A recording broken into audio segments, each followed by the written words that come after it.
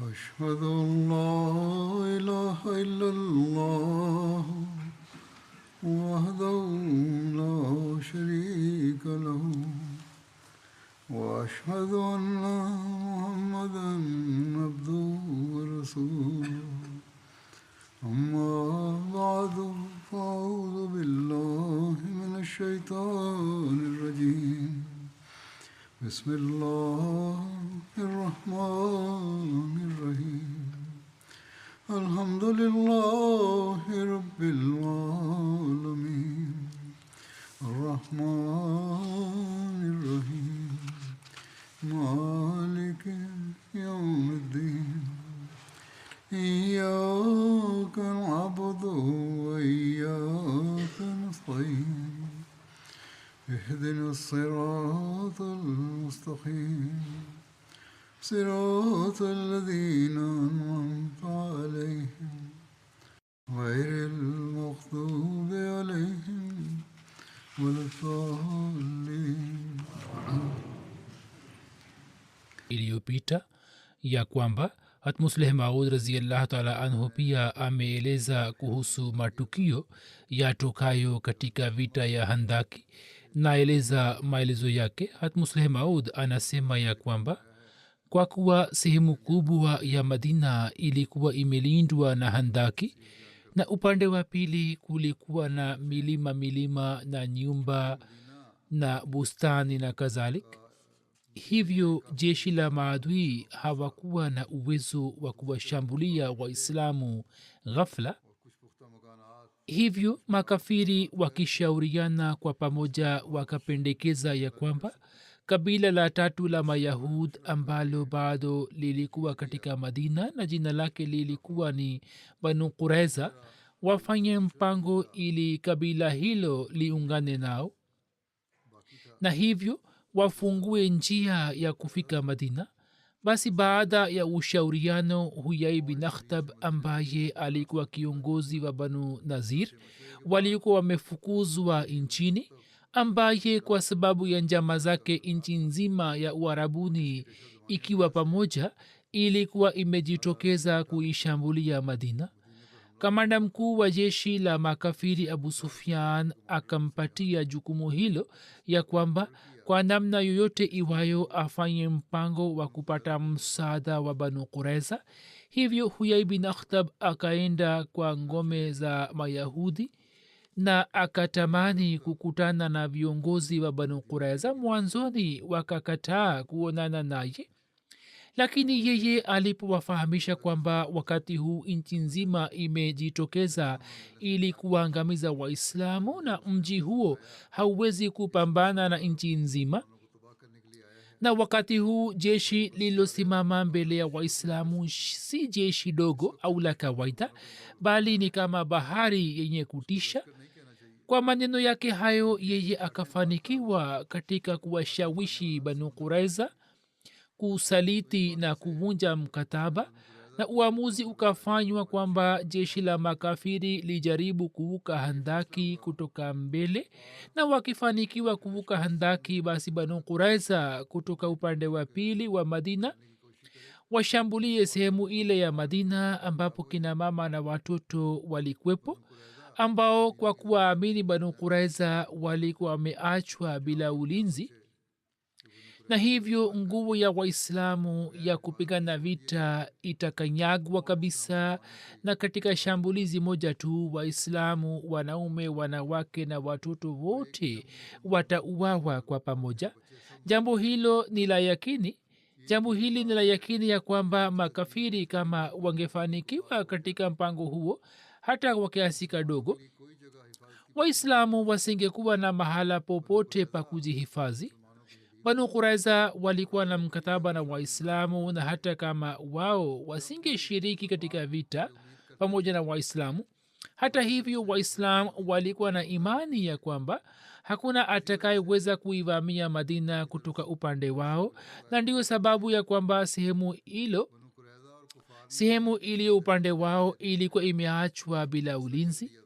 banu quraiza na makafiri kwa kuona hali hii walikuwa wameamua ya kwamba japokuwa banu kureza wameungana na makafiri lakini wasiwasaidie kwa uwazi isije ikawa hivi kwamba waislamu wafanye mpango wa kulinda madina kutoka sehemu ile. walionyesha umahiri mkubwa. mpango huo ulikuwa na hatari sana na banu kureza kuungana kwao na maadui hali waislam hawakuwa na habari yake, na jeshi la kiislam lilikuwa limezingirwa na majeshi ya maadui. kulinda sehemu ile ya madina ambako zilikwepo ngome za banu kureza ilikuwa jambo lisilowezekana, bali si ulinzi tu uliokuwa umeshindikana, bali hatari ya uvamizi pia ilikuwa imeongezeka mno. kwa vyote vile katika hali hizi wasiwasi za waislamu ilikuwa ni jambo la lazima, na ili kuondolea wasiwasi hizi na kufanya juhudi ilikuwa muhimu sana.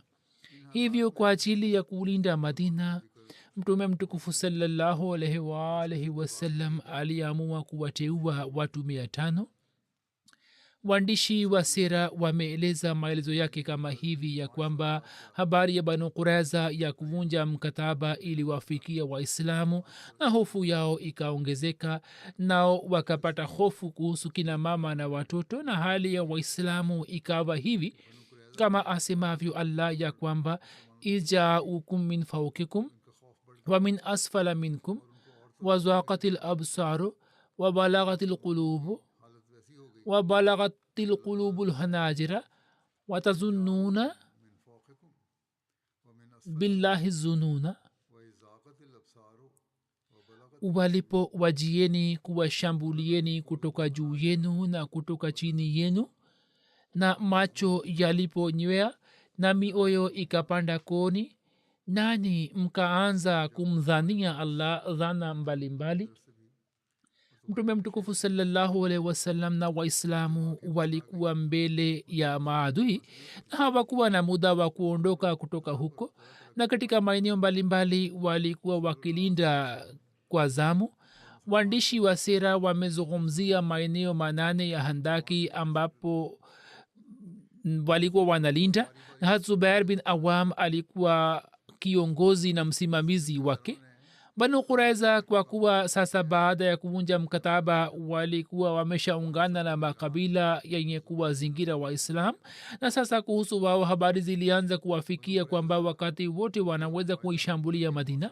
mtume alipopata taarifa hii, mtume sallallahu alaihi wasallam akamtuma salma bin aslam pamoja na watu 200 na zaid bin harisa pamoja na watu 300 ili wafanye uhifadhi wa madina na walinde, na akasema kwamba wakati wa usiku walinde maeneo mbalimbali, na katika nyakati hizi tofauti waendelee kupiga takbira, yani allahu akbar.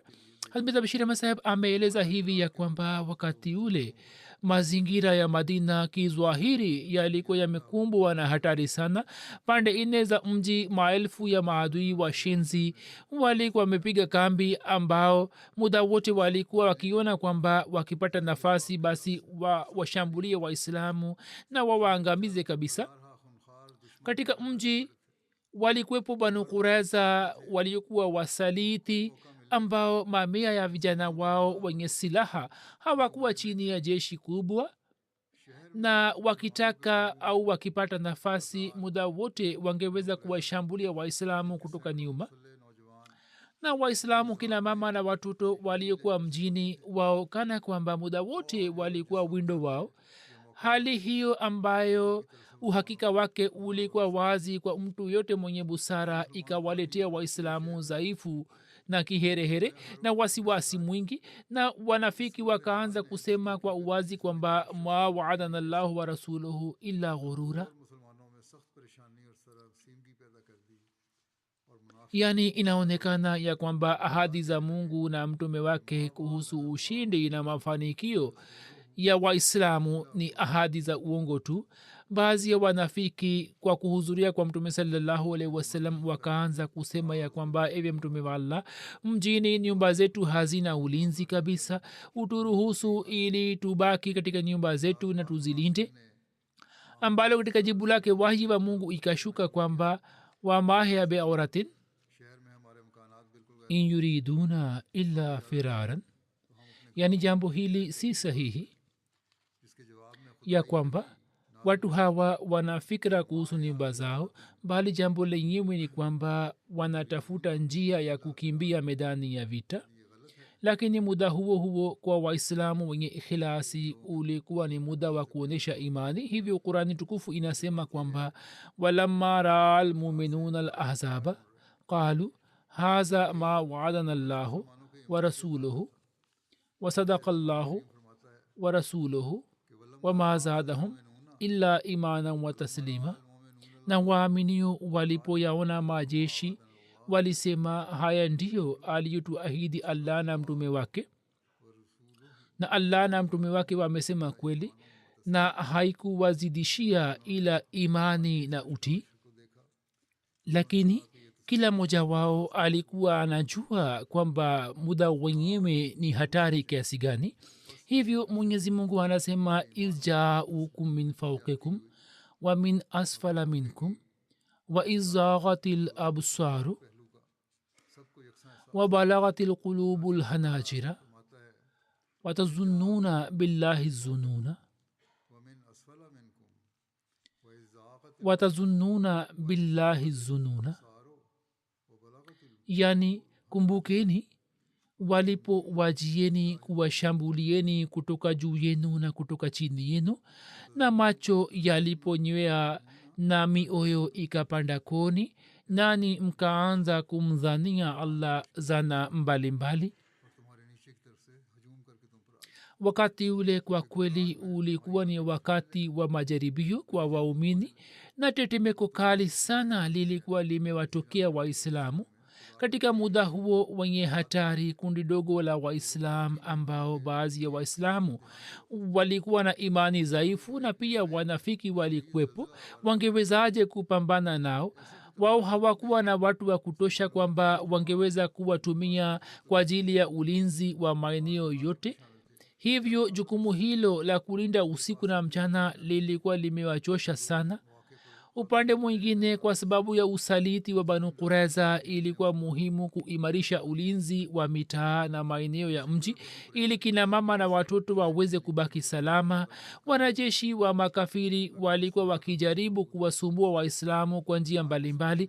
mara walikuwa wakijumuika sehemu fulani na waislamu walikuwa wakija huko ili kulinda eneo lile, na hapo wao wakigeuka walikuwa wanakwenda kulishambulia sehemu jingine, na waislamu walikuwa wanafika huko ili kupambana nao, na mara walikuwa wakishambulia maeneo mawili matatu kwa pamoja. na kwa sababu ya mashambulizi hayo nguvu ya waislamu ilikuwa ikigawanika na kuzofika, na saa nyingine hali ilikuwa imebadilika sana na kuwa na hatari, na ingekuwa karibu kwamba wakipata faida kutoka muda ule wangeingia mjini.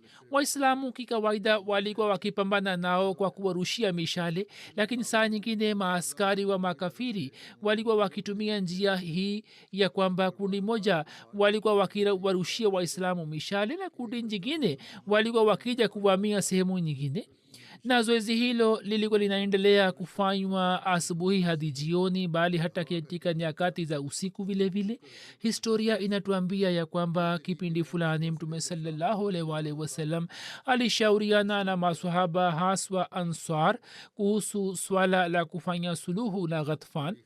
hivyo akieleza maelezo yake, hatmiza bashir ahmad saheb ameandika ya kwamba siku hizi zilikuwa siku za shida, uchungu na hatari sana kwa waislamu, na maadamu muda ulivyokuwa unapita, nguvu ya waislamu ya kupambana nao ilikuwa inazofika, na japokuwa mioyo yao ilikuwa imejaa imani na ikhilasi, lakini mwili unaotegemea kanuni na nizamu ya kidunia ulikuwa unazofika.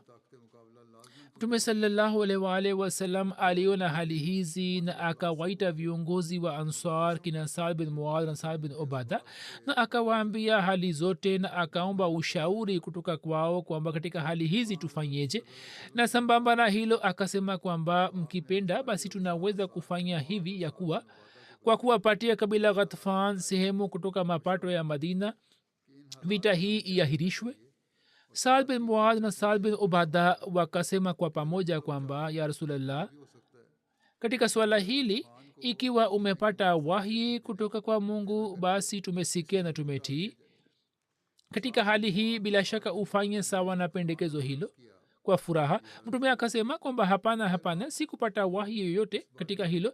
Mimi kwa sababu ya uchungu wenu tu nimewaulizeni kama ushauri. Saad yani Saad bin Muadh na Saad bin Ubada wakamjibu mtume sallallahu alaihi wasallam kwamba kisha ushauri wetu ndio huu kwamba sisi hata katika hali ya ushirikina hatukuwapatia maadui chochote. Sasa tukiwa waislamu kwa nini tuwapatie? wallahi hatutawapa chochote isipokuwa incha ya panga zetu tu, yani tutapigana nao.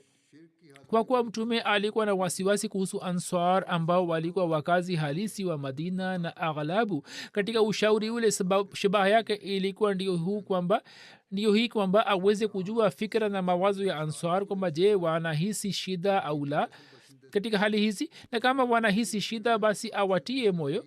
Hivyo mtume sallallahu alaihi wasallam kwa furaha tele akakubali ushauri wao na vita ikaendelea. Kama imekwisha elezwa hapo kabla ya kwamba japokuwa handaki ilikuwa ikiwasaidia waislamu kama ukuta mmoja madhubuti, lakini haikuwa maana yake kwamba waislam walikuwa salama. moja wanafiki na hasa watu kama Banu Quraiza walikuwepo ndani ya Madina, na baada ya kuvunja mkataba walikuwa mbele ya waislamu kama maadui hatari. Upande wa pili japokuwa handaki ilikuwepo, lakini hata hivyo yalikuwepo maeneo ambapo hatari ilikuwepo na maadui wangeweza kuwashambulia waislamu. Kwa mujibu wa hali hiyo ya kutisha, waislamu walikuwa wanalinda mahala mbalimbali, na mtume sasa mwenyewe alikuwa ameshiriki katika zoezi hilo. Mtume sallallahu alaihi wasallam mwenyewe alikuwa anasimamia mambo yote, na pia alikuwa akiwatia moyo maswahaba, na zoezi hilo lilikuwa linaendelea kwa siku nzima na hata usiku vile vile. Na mausiku hayo ya Madina yalikuwa na baridi kali, na pia kulikuwa na shida zingine za njaa. hata Isha anasimulia kwamba mtume sallallahu alaihi wasallam alikuwa akienda kulinda maeneo ya handaki, na akichoshwa na baridi alikuwa akija kwangu, na akipumzika kidogo alikuwa anakwenda tena ili kulinda handaki. Na alikuwa anasema kwamba nina hofu ya kuwa maadui wanaweza kuingia ndani kwa kutumia njia hii. Anasimulia kwamba siku moja mtume alikuwa anapumzika na alikuwa amechoka mno, mpaka akasema lau kama mtu fulani mwema angelinda mahala hapa usiku huu. Hapo mtume sallallahu alaihi wasallam akasikia sauti ya silaha. Mtume sallallahu alaihi wasallam akauliza kwamba ni nani? Saad bin Waqas akasema, ya Rasulallah, mimi ni Saad na nimekuja kukulinda. Mtume sallallahu alaihi wasallam badala ya kuangalia ulinzi wake akasema, nenda mahala fulani, huko sehemu moja ya handaki ni dhaifu, hivyo ulinde huko.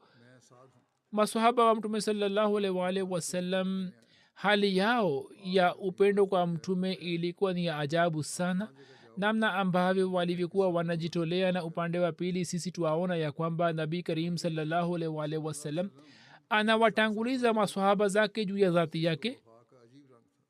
Shujaa kwamba alikuwa hana wasiwasi kuhusu uhai wake, bali alikuwa na wasiwasi kuhusu Madina, na alikuwa anaenda kulinda sehemu mbalimbali, na kizwahiri akija katika hema lake, muda ambapo kwa asilimia kubwa alikuwa anautumia kwa ajili ya kumkumbuka Mwenyezi Mungu na kufanya maombi. Hivyo Hatume Salama anasimulia ya kwamba mimi wakati wa handaki nilikuwepo pamoja na mtume sallallahu alaihi wasallam, na kulikuwa na baridi kali. Usiku moja niliona kwamba mtume sallallahu alaihi wasallam alisimama na akaendelea kuswali mbele ya Mwenyezi Mungu na akafanya dua na maombi, kisha akatoka nje ya hema na akaona kitu fulani. Kisha nikamsikia mtume sallallahu alaihi wasallam akisema kwamba wapanda farasi wa washirikina wanajaribu kuvuka handaki.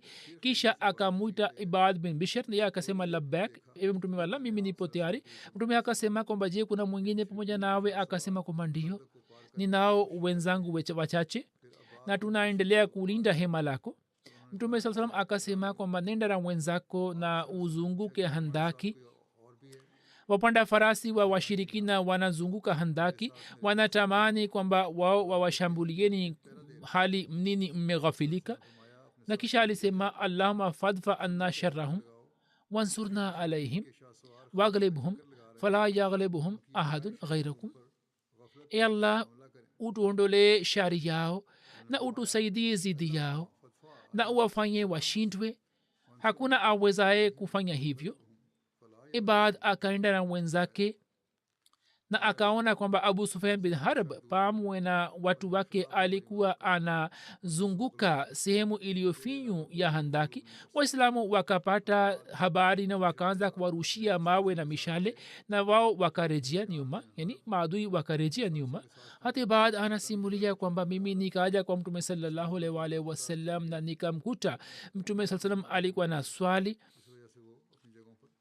mimi nikampasha mtume salaa salam habari ile hatume salama anasimulia kwamba mwenyezi mungu amrehemu ibad bin bishr yeye katika masahaba zote aliishi zaidi pamoja na mtume saa salam karibu na hema lake yani daima alikuwa anamlinda mtume salallahu alaihi wa sallam muslim maud raziallahu taala anhu anasema kwamba hii ndio ilikuwa hali ya ushujaa na ujasiri wa mtume saa salam na jinamna ambayo waislamu walimtakia mema kwamba mtume alikuwa anakwenda kulinda maeneo mbalimbali wakati wa usiku hataisha anasema kwamba alikuwa anachoka na kuchoshwa na baridi alikuwa akirejea kwa muda na kupumzika kidogo na kisha alikuwa anakwenda kulinda handaki hivyo kwa sababu ya kuamka na kutokulala siku moja akachoshwa sana na wakati wa usiku akasema kwamba lau kama angekupo muislamu mwenye ikhlasi na mimi ningelala kwa utulivu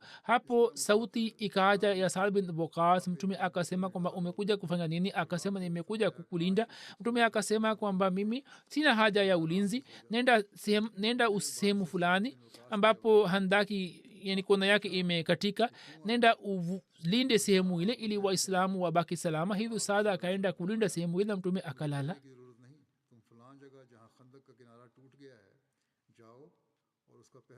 sehemu hii imeandikwa hivi ni jambo la ajabu na jambo hilo limefafanuliwa kwamba mwanzoni mtume saa salam alipokuja madina na hatari ilikuwa imeongezeka sana hata hivyo wakati ule saada alikuwa amekuja kulinda mtume saa salam katika siku hizi mtume alisikia sauti ya silaha na akasema kwamba ni nani na ibad bin bashir muslim maud ameandika ibad bin bashir lakini kiuhalisia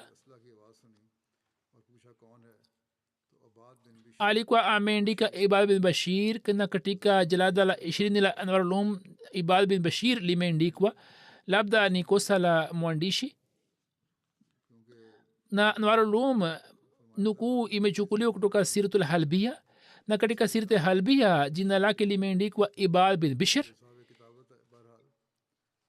hivyo mimi naweka mbele yenu ufafanuzi huo kwani baadhi ya watu kisha wananiandikia kwamba sehemu fulani ilikuwa imeandikwa hivi na umesema hivi na ukweli ni upi jina lenyewe ni ibad bin bishr na labda aliandika ibad bin bashir amekosea kuandika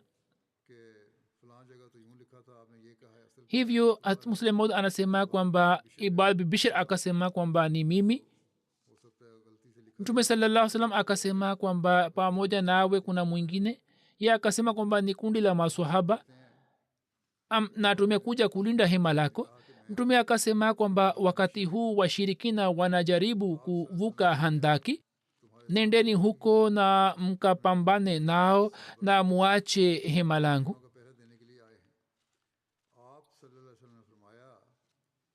katika vita hii linapatikana tukio jingine la ushujaa wa safia katika maelezo yake imeandikwa ya kwamba wake watukufu wa mtume sallallahu alaihi wasallam na shangazi yake safia binti abdul muttalib pamwe na kina mama wengine walikwepo kwenye ngome moja ilikuwa inaitwa fare yani wake wa mtume sallallahu salam na shangazi yake na jamaa za mtume sallallahu salam na kina mama wengine walikuwepo katika ngome moja na Hassan bin Sabit alikuwa msimamizi wa ngome ile banu kuraiza walipotangaza kuvunja mkataba, mayahudi wa huko wakaanza kufanya majaribio ili kuwaletea waislamu madhara. Hasafia shangazi wa mtume saa salam anasimulia kwamba safari moja mayahudi 10 wakaja na wakaanza kuzingira na kuzunguka ngome yetu kana kwamba wanatafuta nafasi ili waweze kuingia ndani. Katika muda huo myahudi moja akaja karibu na ukuta wa ngome. Mimi nilikuwa namwona, nikamwambia Hasan kwamba Hasan, nenda huko na upambane na myahudi. Ye akasema, ewe binti wa Abdul Muttalib, wallahi we unajua kwamba mimi sina uwezo wake. Kama ningekuwa na uwezo huo basi ningeenda pamoja na mtume sallallahu alaihi wasallam. Safia anasema kwamba Hasan aliposema hayo, mimi nikashika ubao, nikashuka chini ya ngome na nikapiga juu ya kichwa chake mtu huyo ambaye alikuwa anazunguka ngome, na nikapasua kichwa chake na ye akaanguka chini. Mimi nikarejea nikamwambia Hasan kwamba nenda uchukue vifaa vyake, yani vifaa alivyo navyo uchukue kama ghanima. Hasan akasema kwamba ewe binti wa Abdul Muttalib, mimi sina haja ya vifaa vyake na vitu vyake. Nikasema kwamba basi ukate kichwa chake na uwatupie mayahudi ili waogope na wasiji hapo. Hasan akasema kwamba sina uwezo wake. Safia akakata kichwa chake na akatupa upande wa mayahudi, na hapo mayahudi wakapata hofu na wakasema kwamba sisi tulikuwa tunajua kwamba Muhammad sallallahu alaihi wasallam hawezi kuwacha kina mama bila ulinzi. Kwa yakini pamoja nao wapo wahifadhi na walinzi, na wao wakakimbia kutoka huko. Mtume alipewa habari yake na mtume akampangia Safia sehemu katika ghanima kama ilivyokuwa inapangwa kwa ajili ya kina baba. Kwenye Khatama Nabiin akieleza habari hii, Mirza Bashir Masab anaandika kwamba katika mji hii ndio ilikuwa hali ya kina mama na watoto, na mtume sallallahu alaihi wasallam alikuwa amewapeleka katika ngome moja, lakini kwa ajili ya uhifadhi na ulinzi wao hakuwa na uwezo wa kuwaacha Waislamu, na haswa katika muda huu ambapo maadui walikuwa wamejitokeza kuwashambulia Waislamu. Kina mama Waislamu na watoto takriban walikuwa hawana ulinzi, na kwa ajili ya uhifadhi wao walikuwepo kina baba tu ambao wasiweze kupigana vita.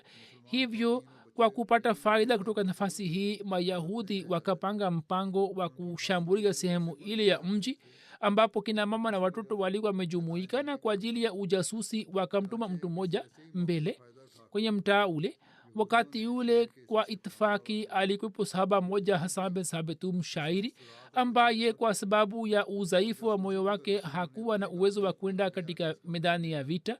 Kina mama walipomwona myahudi huyo akizunguka na kuzingira ngome, Safia binti Abdul Muttalib aliyekuwa shangazi wa mtume sallallahu alaihi wasallam akamwambia Hasan kwamba mtu huyu ni adui, yani myahudi, na anazunguka ngome ili kufanya mpango au njama, nenda ukamue ili asiwe sababu ya kuleta fitna. Lakini Hasan hakupata ujasiri wake. Hapo Safia akaja mbele na akapambana na myahudi na akamvua, na kisha kwa upendekezo lake ikapangwa kwamba kichwa chake kikatwe na kitupwe upande wa pili wa ngome ambapo mayahudi walikuwa wamejumuika, ili mayahudi wasiweze kuthubutu kuwashambulia kina mama Waislamu, na wafahamu kwamba kwa ajili ya ulinzi wao wapo kina baba wengi wa kutosha. Hivyo pendekezo hilo likafanikiwa na mayahudi wakashikwa na haiba na wakarejea.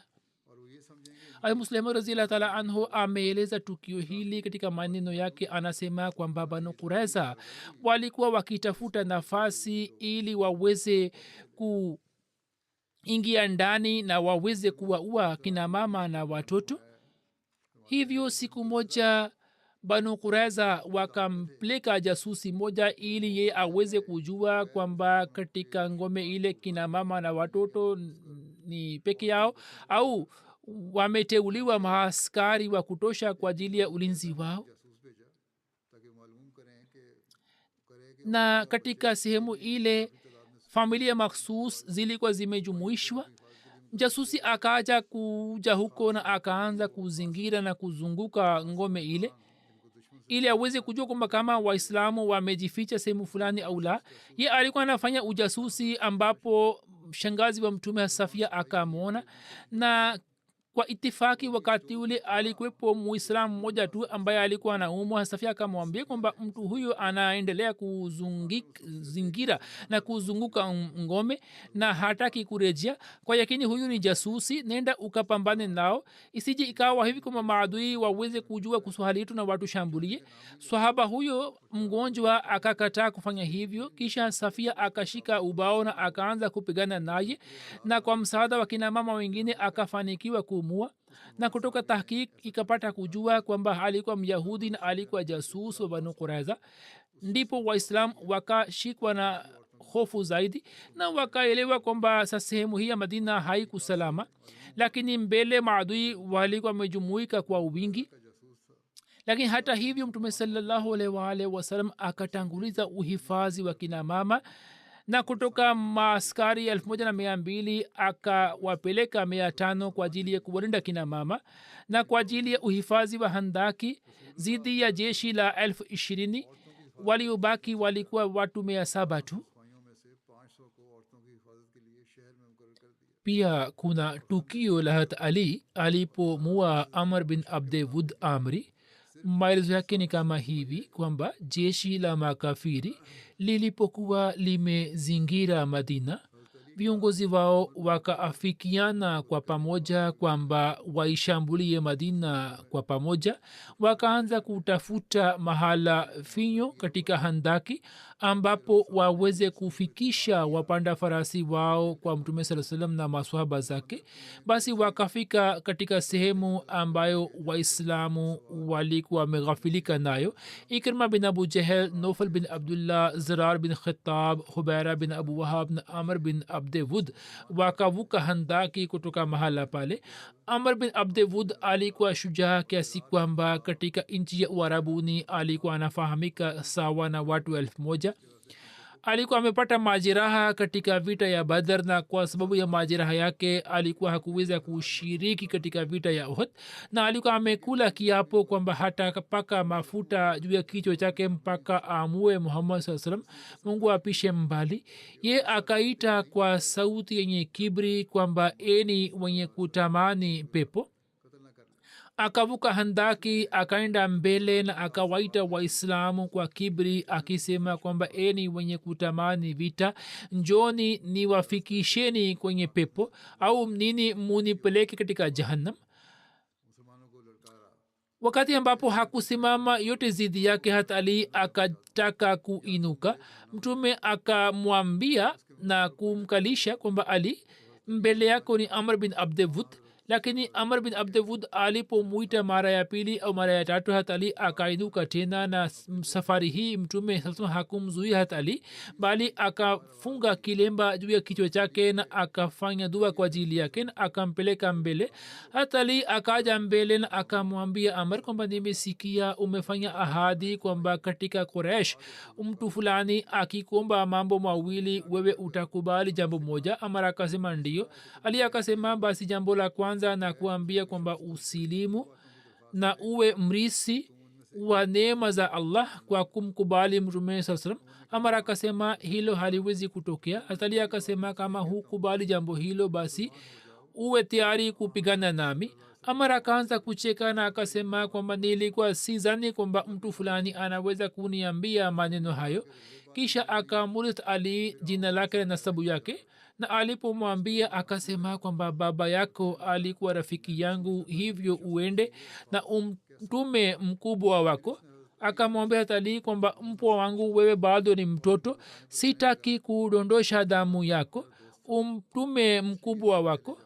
Hatali akasema kwamba hutaki kudondosha damu yangu, lakini mimi sina shida ya kudondosha damu yako. Hapo Amr akashikwa na hasira kali na akashuka chini ya farasi yake na akakata miguu yake na akamwangusha chini, na kisha akaelekea mbele kwa hasira kali na akamshambulia hata Ali kwa nguvu zote mpaka upanga wake ukaenda kupiga uso wake na ukamjeruhi kiasi fulani, lakini hat ali pia akapiga takbira ya allahu akbar na akamvamia mpaka adui huyo hakuweza kunusurika, na upanga wa hat ali ukakata mabega yake mpaka ukaenda chini, na amar akaanza kutetemeka na akaanguka chini na akafa papo hapo. baadhi ya riwaya zinasema kwamba hat ali alikuwa amesema mambo matatu. jambo la kwanza lilikuwa ni kwamba urejee nyuma. hat ali alikuwa amemwambia kwamba urejee nyuma, na iye akasema kwamba hilo haliwezi kutokea. kisha akasema kwamba usilimu, na tatu ilikuwa ni kwamba haya njoo tupigane vita. amar alipouawa wenzake wakashikwa na haiba na hofu na wakakimbia. hazubair akawasaka na akamua nofal bin abdullah, na mwingine hubaira bin abu wahab ambaye alikuwa mume wa umehani, alikuwa dada wa hatali. ye akamvamia kwa upanga. sawa na riwaya nyingine, amar alipouawa hubaira na zirar bin khitab wakamshambulia hatali, lakini waliposhambuliwa wakakimbia, bali hubaira akaacha diraya yake na akakimbia, ilhali hubaira alikuwa anafahamika kama mpanda farasi mzuri wa Quraysh. sawa na riwaya moja, zirar bin khattab ambaye alikuwa ndugu wa umar, ye alipokimbia umar akamsaka. zirar ghafla akasimama na ilikuwa karibu kwamba amshambulia hat umar kwa mkuki, lakini kisha akajizuia na hakumshambulia, na kisha akaelekea kwa umar na akasema kwamba umar, ukumbuke hisani yangu hii kwamba mimi siku kushambulia.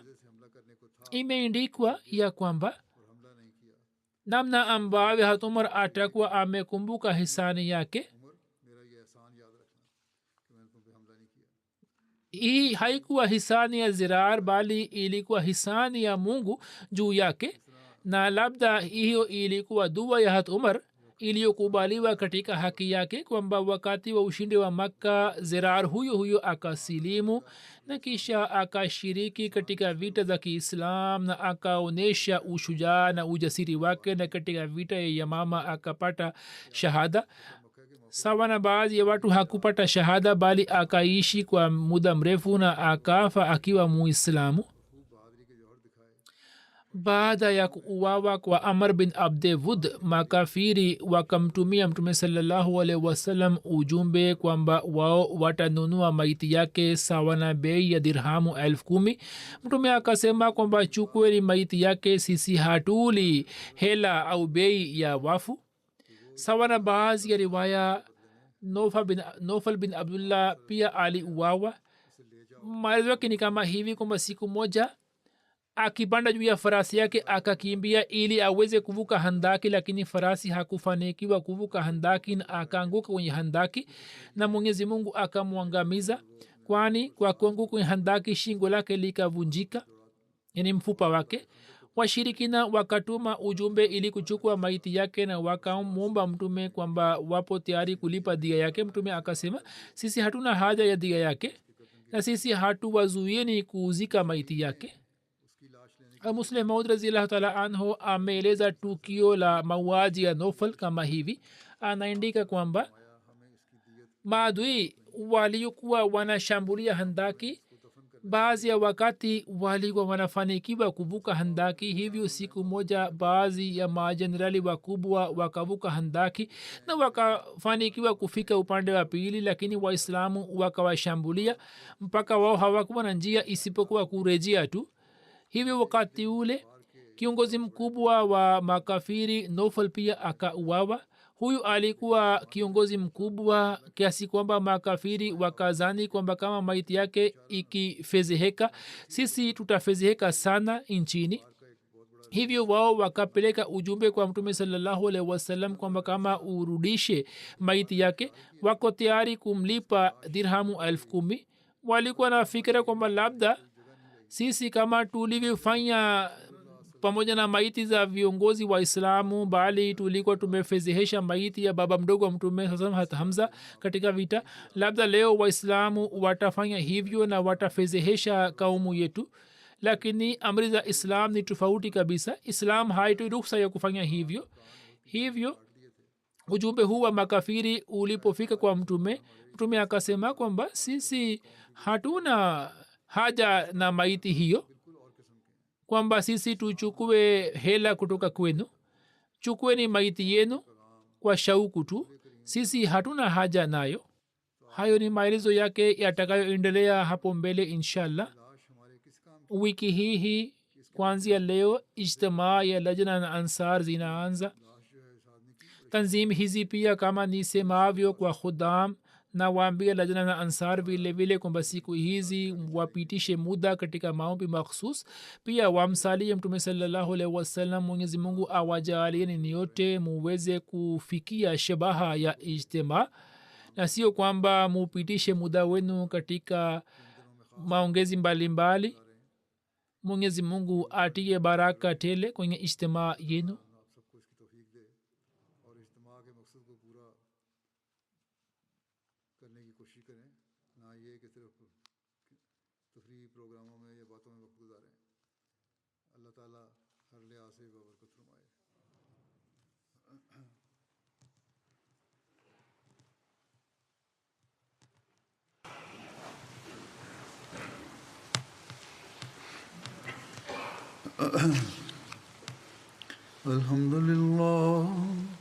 الحمد لله نحمده ونستعينه ونستغفره ونؤمن به ونتوكل عليه ونعوذ بالله من شرور أنفسنا ومن سيئات أعمالنا. من يهده الله فلا مضل له ومن يضلل فلا هادي له ونشهد أن لا إله إلا الله ونشهد أن محمدا عبده ورسوله. عباد الله رحمكم الله، إن الله يأمر بالعدل والإحسان وإيتاء ذي القربى وينهى عن الفحشاء والمنكر والبغي يعظكم لعلكم تذكرون. اذكروا الله يذكركم وادعوه يستجب لكم ولذكر الله أكبر.